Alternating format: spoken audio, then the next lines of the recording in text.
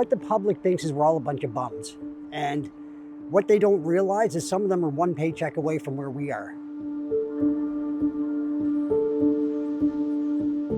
Dope is what we use to cope because it numbs us from the pain and the issues we're suffering with. And there needs to be more programs and resources for people that are dealing with these problems. In the 8 years that I've been doing work with Mainline, we never used to go to tents, and it's everywhere. Like, the housing crisis is so bad for people that even people that are homeless that were never in addiction before are probably falling in it.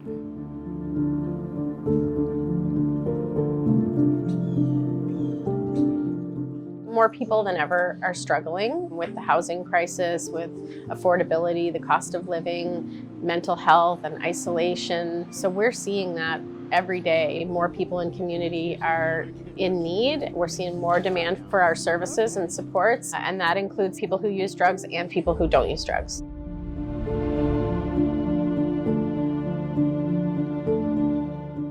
For me, the stigma, it's a terrible thing. It definitely pushes people into using by themselves, which could result in overdoses. Because who wants to go to the hospital if you're going to sit there and get judged when all you're doing is trying to get help?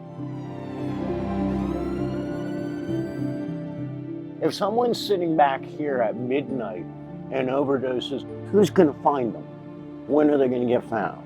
The opioid epidemic is one of the leading causes of death in Canada. People should have some awareness of it.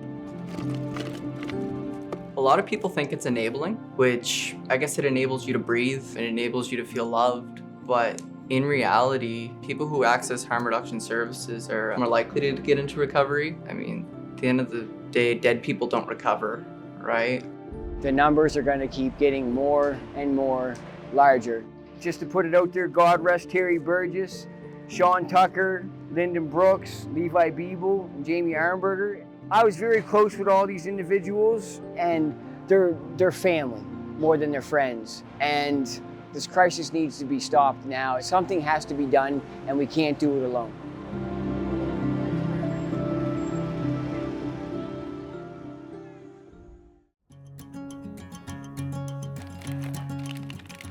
Hey Chris, how are you? Not bad, how are you? Not bad. In a land of people that need things, Mainline's there. Some short tips.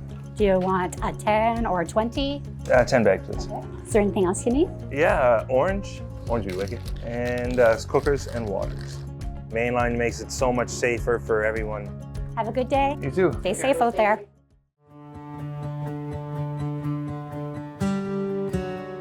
When I first set up a tent, remember some of the Mainline staff would come by and they would check in. They would literally check in and wake you up every other day and here's to make sure you have breakfast, like above and beyond caring, right? All right, man, have a good one. We're down here because some of Mainline's clients are living down here, but just in general, there are a lot more people living in tents.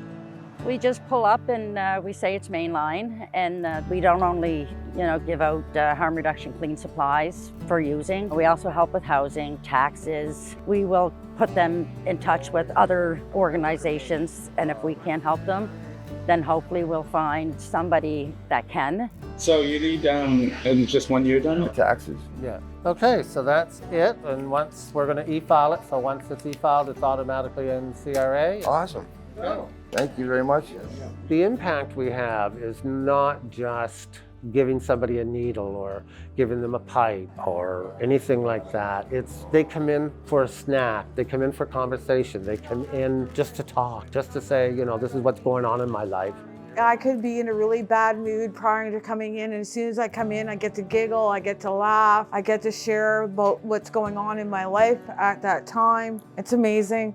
At a dark time in my life when I was introduced to Mainline, and man, the compassion and the empathy they showed me on a daily basis and took the time to listen to me vent showed that they cared and reminded me daily that people do deserve good things in life regardless of drug addiction. They're more like a friendly neighbor. One of the friendliest neighbors you could have in this world, right? Sometimes what people need is somebody that understands, and our door's always open 7 days a week. Christmas, yeah, we're here. I remember every Christmas being dope sick, and I swore to God, like, we'll never close at Christmas, so just remember that. They're also your other family in the streets. They can help you get into programs, a bus ticket, if you just need someone to talk to. They give out snacks, drinks of water, just anything you might need for being a homeless person or someone living rough because of using drugs. It can get really frustrating. You feel like you're not seen, that you're not heard, and that you don't matter. And this place and the staff makes you feel like you matter. Just take a minute and try talking to us, right? We may be able to help you. We may be able to direct you in a way that you can get some support.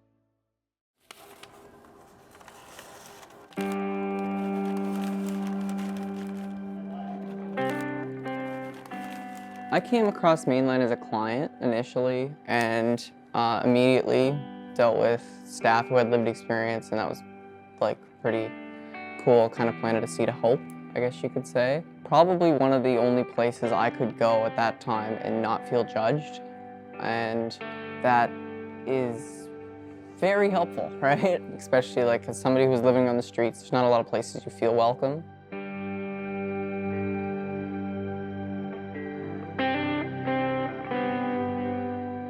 Some days it's just about asking somebody how their day is. When I first got clean, I'd come into Mainline every couple of days and, you know, I'd be going through stuff, obviously, right? Wanting to stay clean, but not knowing how to stay clean. And just the support I got from staff was amazing.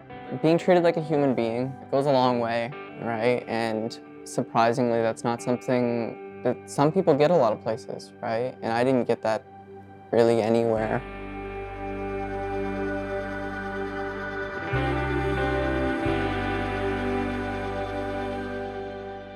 I was an injection drug user from a very young age. When I was living on the streets, trust wasn't something that was there. You know, I had to put my boots under my pillow at the shelter so nobody would steal them. I have such passion to help people. I've been there, so then I want to be able to help people that are going through stuff now, because I know how hard it was for me to follow through with things when I was in active addiction. So I always kind of wanted to do this work. I just wasn't necessarily capable at certain points in my life.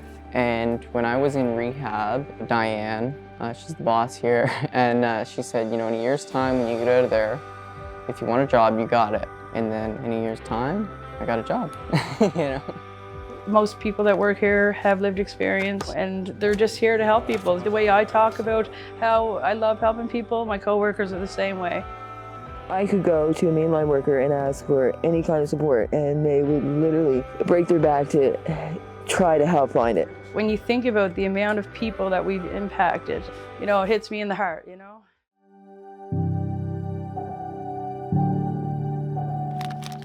I believe if it wasn't for harm reduction, I wouldn't be where I am today. I'm currently on the methadone program. I believe that's harm reduction. Now that I've been ready and I've changed my lifestyle, you know, I got to the point that I actually, you know, get down on my knees praying. I was that scared and that, right? And I believe I'm here for a reason. And I think it's maybe to tell my story. Who knows, right? There's a lot of negativity about harm reduction as, you know, not working when people are still dying of overdose, or not working when people are still homeless and addicted and, you know, using drugs. And I think that that really misses the point of what harm reduction is trying to do. It is not trying to stop people from using drugs. It is accepting that people do use drugs and they still deserve to live and they still deserve to be members of our society and have their needs met.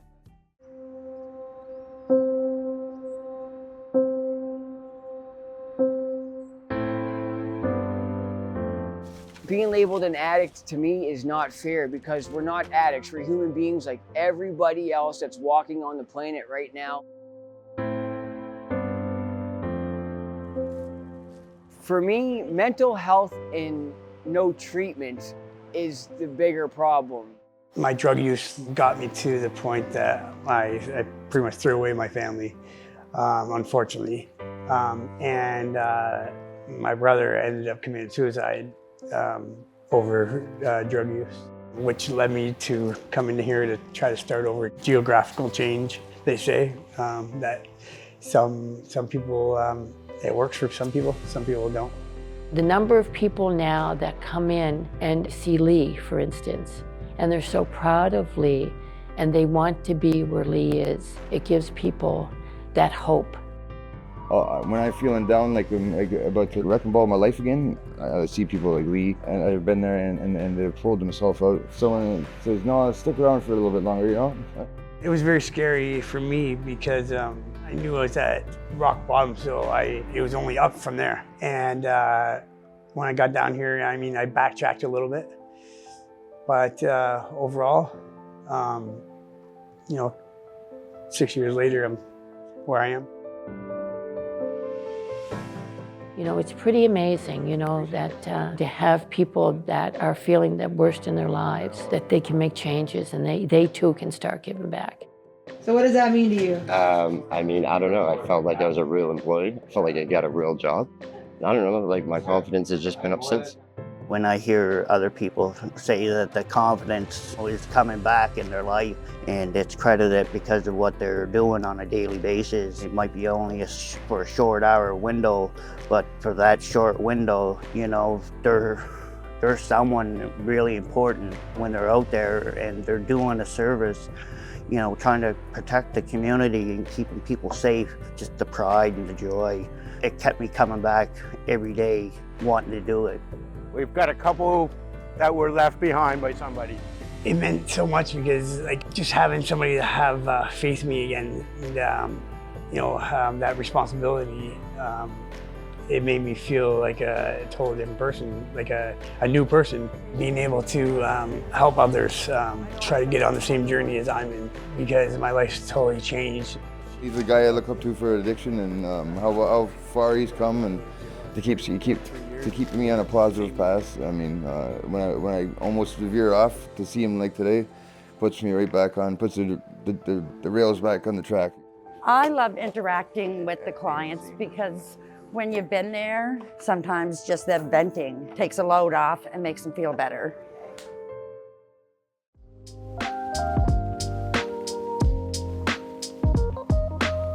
Over here we have bagged up needles, long and short, ready to go in case anybody needs them. And then we have safer use kits. We call them safer use kits because some people use the glass stem to snort their drugs, and some people use them as pipes, crack pipes. Some people use to smoke tobacco or weed.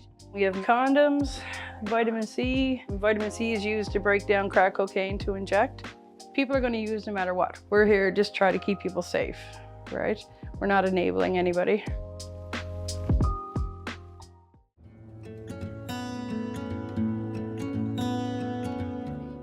Hi, it's Mainline. We're out front. I love my job at Mainline. I love doing the outreach. Shows that we care, and they even say that, like, you know, thank God someone cares.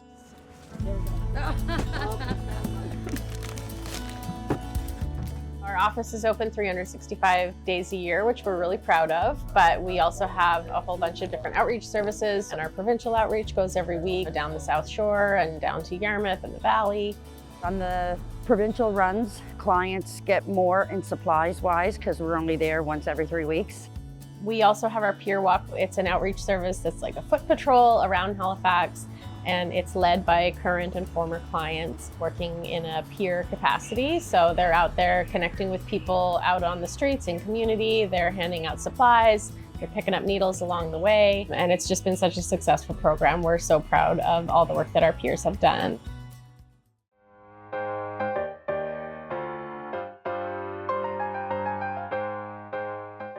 The goal is to do as much harm reduction as possible.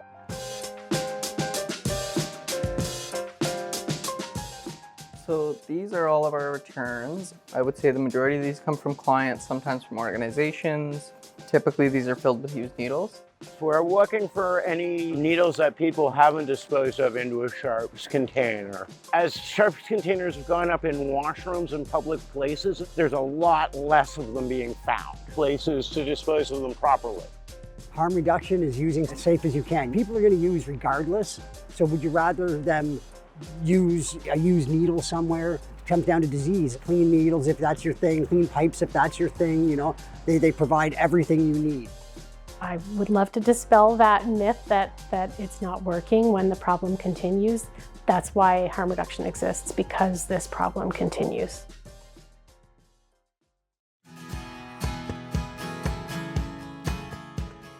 Most of these are brown bags for the drugstores.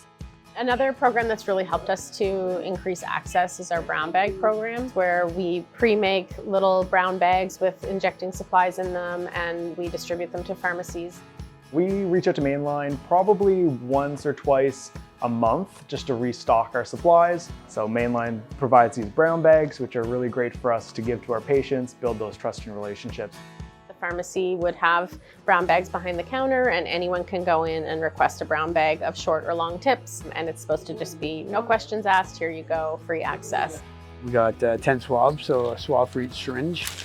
And then we got 2 waters, 2 cookers, 2 packs of filters, so 10 filters. It's an opt-in program, so pharmacies that want to take part do, and we've got over 100 that participate. So this really helps with access, you know, after hours when we're closed, or especially in the smaller communities where we're not there every day or even every week sometimes for people to get those supplies. Every pharmacist is trained to help patients through a myriad of issues, but specifically helping people feel comfortable with harm reduction, not judging when they're asking for help. You know, that's really the backbone of what we try to offer. I believe the growth of harm reduction is expanding. More organizations and more areas are getting more knowledge of harm reduction and how it works and what the purpose of it is. And it just shows, you know, a little of that stigma is, you know, lessening. So Mainline's an integral part of the community. They offer a ton of different support programs, and for us to be able to reach out to someone who's on the ground, patient facing is really important. You know, we're stuck behind the counter, we can't get out in the community as often, so to have these people out walking the streets is really incredible. Morning, Mainline.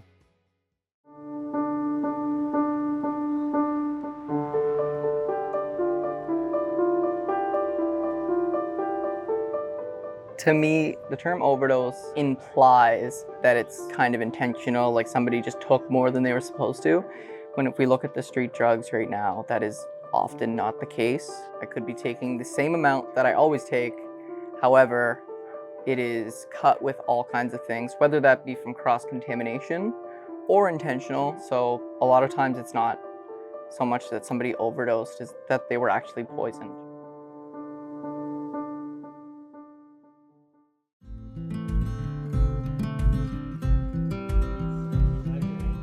Harm reduction has really evolved over especially the last 10 years. Initially, harm reduction was a community response to the HIV crisis and other infectious disease, and that was the focus for a long time. Now, harm reduction organizations are also on the front line of the drug toxicity crisis. So we're responding to overdoses or drug poisonings, distributing naloxone, helping people to test their drugs, and helping them to be safe in the context of a drug supply that's really unpredictable. So one of the first times I got into the hospital for something drug-related, immediately I felt judged, right? The doctor pretty much said, you know, why should we even help you? You're gonna leave anyway, most you people do. That weren't his exact words, but pretty close to it, right? I'm not exaggerating at all. That's just one experience, right? And I've had several like that. Because we're medical, it's like what we hear a lot is just how folks are treated when they enter the hospital system. And when you hear it enough, like it's definitely a pattern. It's definitely for real that folks who use drugs, folks who live outside, when they try to access their health care as anybody else would, they're often treated very differently in that setting. So we always try and practice with that in the back of our minds. There's a lot of individuals that don't want to even go to the hospital because as soon as you go to the hospital, I've been in that situation that as soon as they find out you're an opiate user or any kind of drug user, they say that they don't judge you in that, but you can tell the whole attitude changes.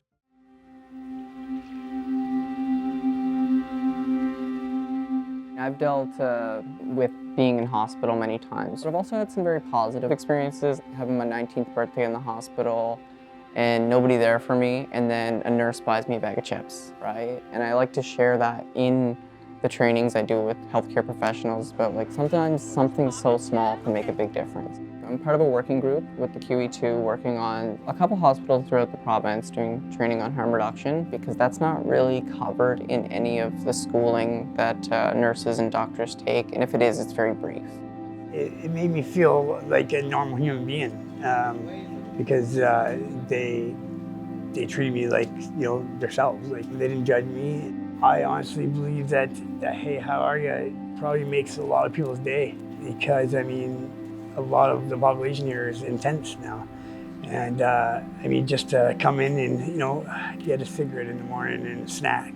And, just for us to listen to them, it makes their day. I've been told plenty of times, that I made their day just by listening to what they had to say, right? For people that are judging, just have an open mind and try to put yourself in their shoes. It can happen to anybody. Nobody here is set out to live in a tent. It could happen to somebody's children, parents, aunts and uncles, regardless of who you are. Make them feel like you exist and you're a human being. It's not all about your change,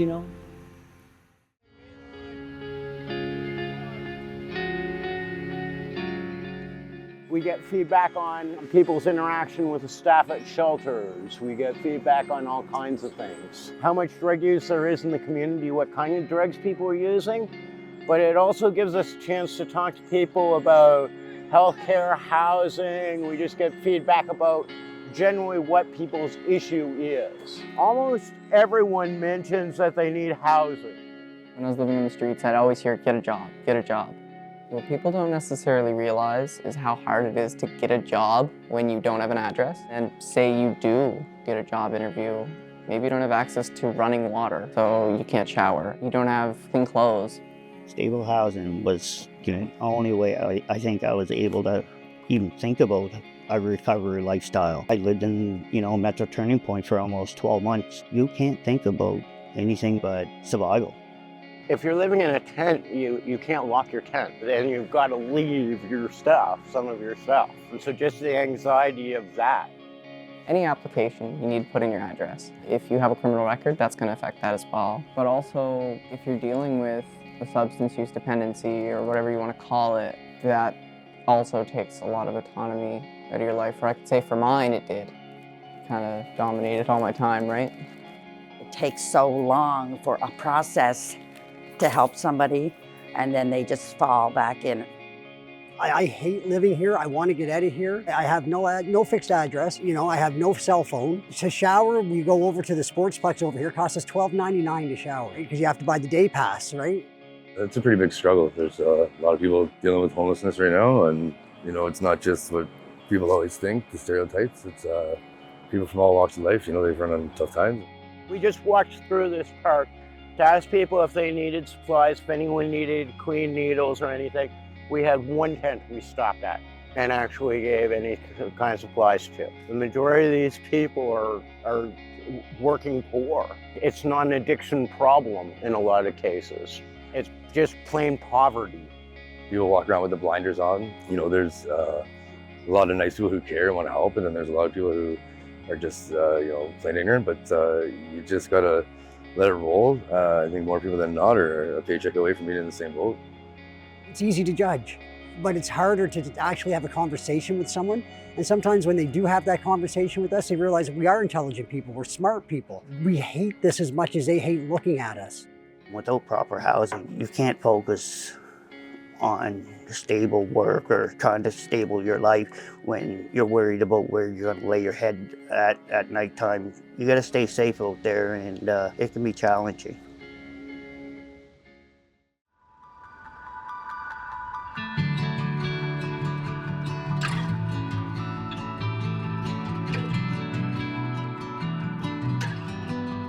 Hi, it's the Outreach. Did you still want to see the nurse today? My name's James Williams. I'm working today on the Mosh Outreach with Mosh and Mainline. It's a nurse who travels around in a vehicle to see patients or clients. My name's Harold Cook. I'm a registered nurse with the Mobile Outreach Street Health. We're an organization that supports folks that are living outside, homeless, living rough with medical needs. The nurse is in with a client who recently became homeless. She's living in a tent now, doing some follow-up blood work from a few months ago.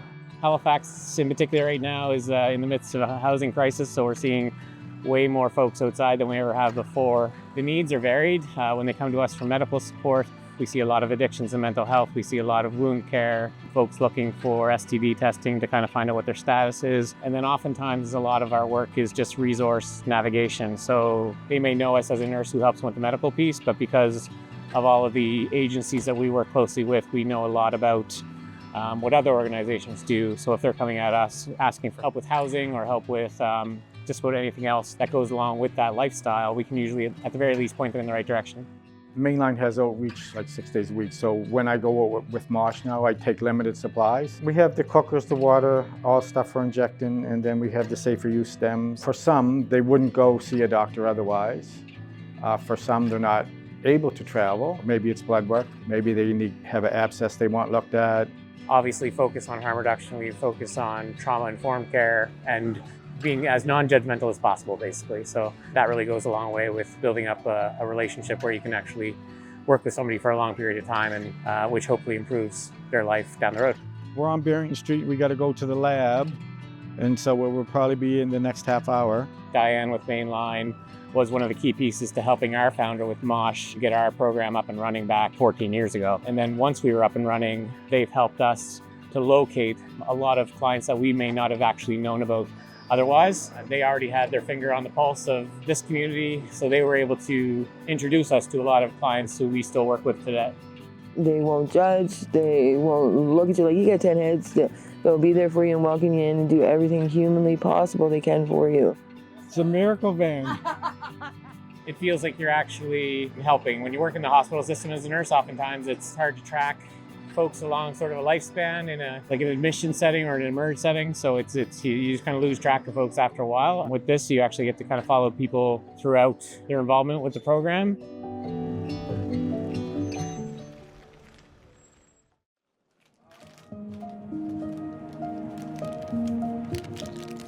It's a very powerful organization, and it's saved my life numerous times. And to be honest, sometimes I just drop in to say hi because they're happy, they're smiling, you know. Get a little drink of water to wet the lips because you've been running around a little ragged. They come in, they are familiar with us, they are comfortable enough to tell us their issues and their problems. I don't know how many times these guys have seen me cry. I can relate to them. I know how they're feeling because I've been through the same stuff. And if I can reach out to, lend a helping hand and talk to them, I feel that could help them. The majority of our staff are people with lived experience, and they bring that rapport with the clients. When they see someone who's been in their shoes at the counter, see somebody working here who has been through what they've been through, I can work to build trust and rapport as well. But as someone without lived experience, of course it's going to be harder for me to kind of convince someone that I'm not judging them or that they can feel safe with me. For so many of our staff who have that lived experience of substance use, of homelessness, they've been in those shoes, and it can be an instant sense of comfort and safety for people.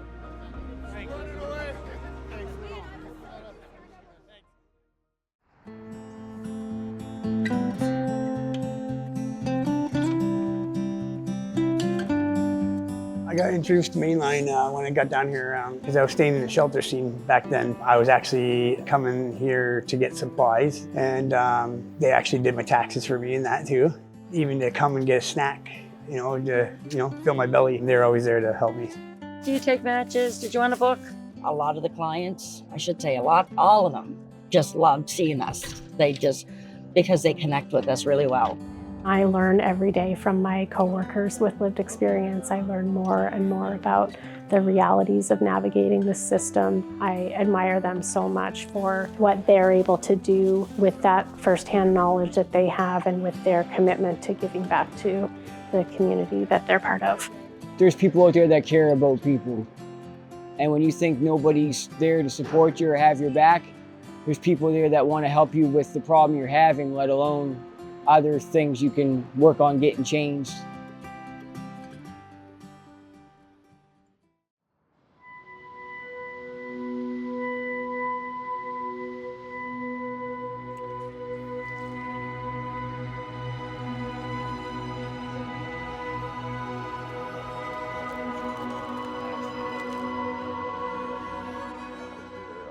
We wouldn't have been able to do this on our own. They've stood beside us, and I mean beside us.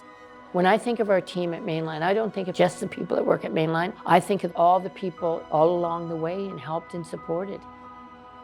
I think of the Friendship Center. Pam, what would I have done without her? Any other executive director would have said, I'm sorry, Diane, you don't have the skills. We need to bring somebody in that really can manage this program better. She never did.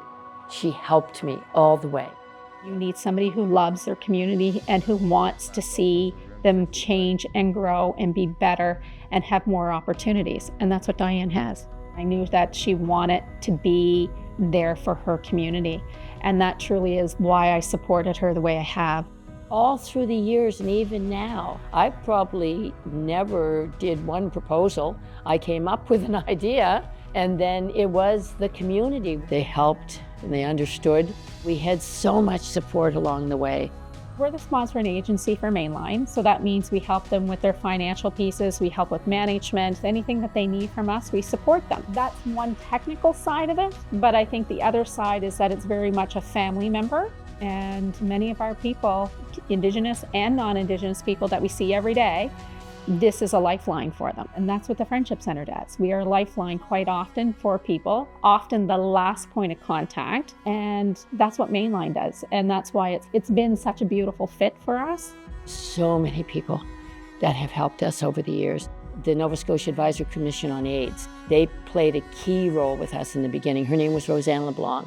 So this is 1991. It was really the peak of the HIV/AIDS epidemic. A lot of fear and misunderstanding and stigma. This was Ron and Tony. They were both positive. They both have passed. They were lovely people. But they would sit with us and talk with us about HIV because, you know, we had a whole group of people that didn't have a clue about the virus or anything like that, right? We were hearing things coming out of the larger cities about needle exchanges, making sure that people who used needles had access to clean needles.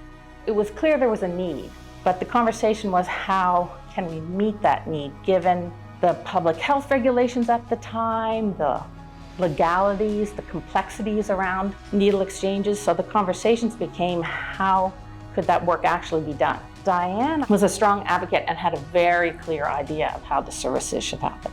I just felt that I had so much to give back to people. I really felt it. It was almost like it was my calling.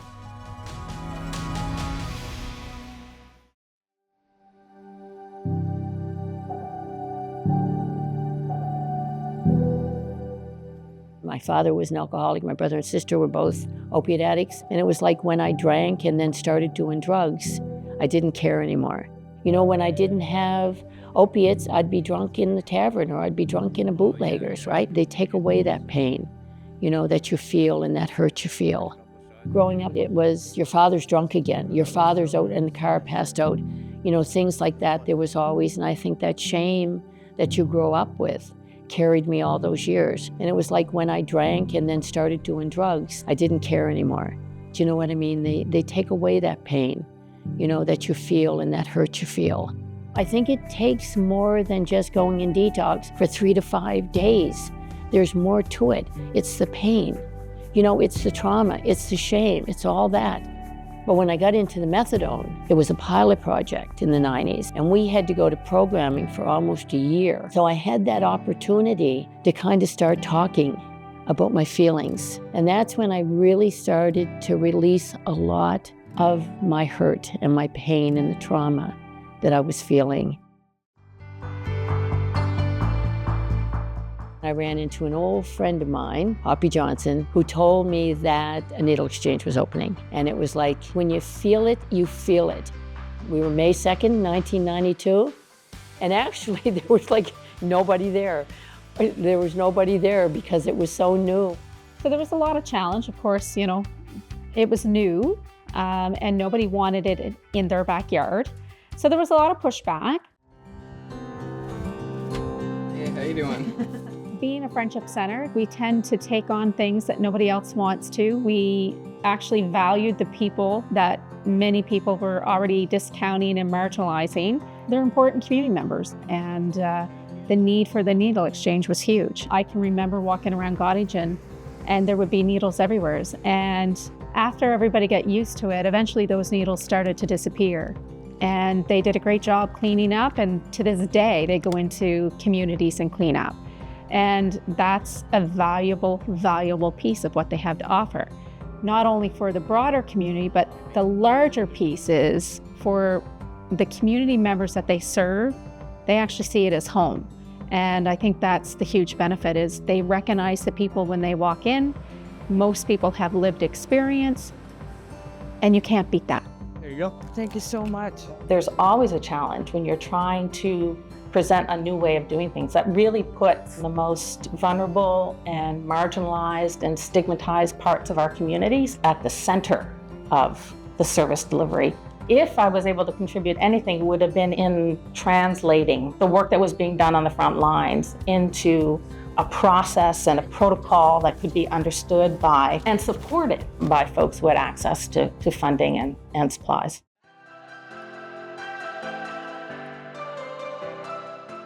People started to trust us. They saw that we were dedicated to this. They saw that we were trying to make a difference.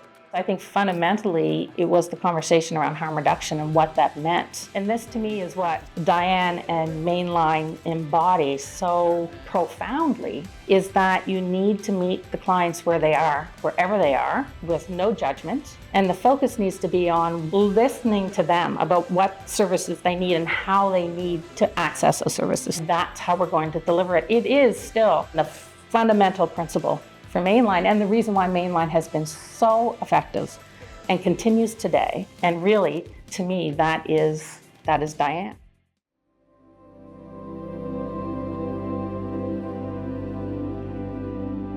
Mainline has grown so much over the years. I remember in the early days, I would help Diane with proposals for funding as we were fighting for every dollar and fighting to be able to operate at kind of a basic staffing level. To me, it's a real testament to how hard Diane has worked, because she's the constant in this, and she worked her butt off for decades to have Mainline, be recognized and legitimized and have people respect what we do and how important it is. She really is the one who kind of got us to that place of core funding from the province, that they recognize this is a part of the healthcare system. This is an essential service. Diane is one of the kindest souls I think I've ever met in my life. She comes every day, she checks up. If somebody's not here that she sees every day, she asks about them. Yeah, Diane cares. Diane Bailey is literally a second mother. She is my superwoman. She is powerful, resourceful, loving, caring, helpful, kind and generous, and she just wants to help people make the change official.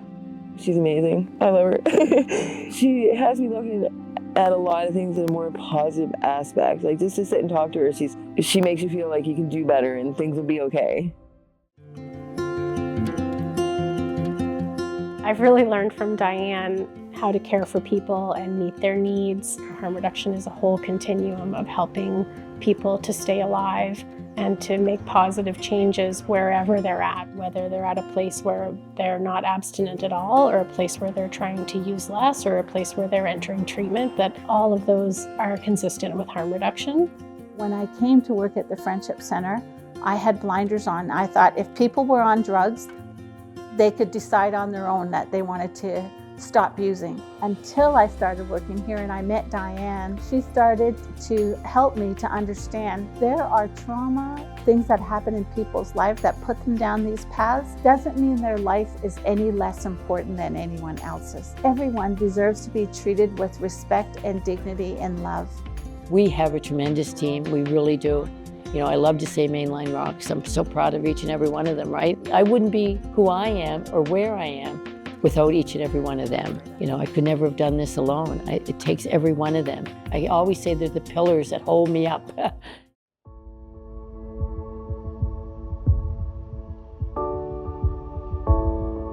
I think that people have to open their hearts and their minds with clarity and understanding. The one thing that I've learned is that people don't wake up one morning and say, I think I'm going to be a drug addict today. And so I have had such a better view of this Mainline Needle Exchange program and such more compassion for the people who come to Mainline to get their supports and things that they need, because it's not just about needle exchange, it's about loving people and accepting people and no judgment. It's given me purpose, a reason to get up every morning. And I don't think there's one person that I have personally met or talked to that did not want to get off of this. Nobody wants to be here.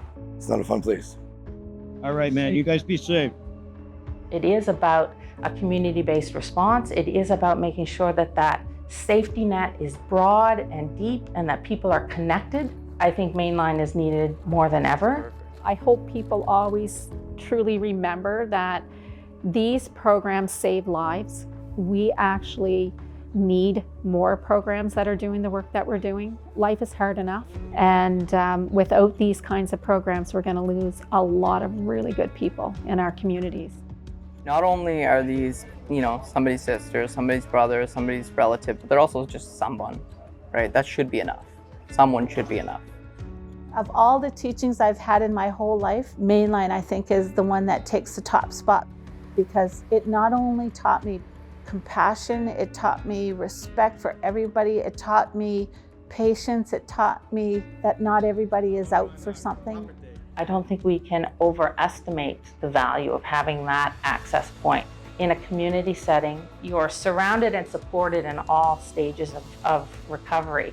And again, if what you need as the next step in your recovery is a more formalized program, then you can be supported in that as well, so that when you're ready, if you're ready, you can take the next step. I often will say to people, please remember this could be you. It could be your family. And just because you may not have experienced yet doesn't mean that you're not going to. And trust me, you're going to want these programs there when it happens. Afternoon, Mainline. If anybody needs supplies,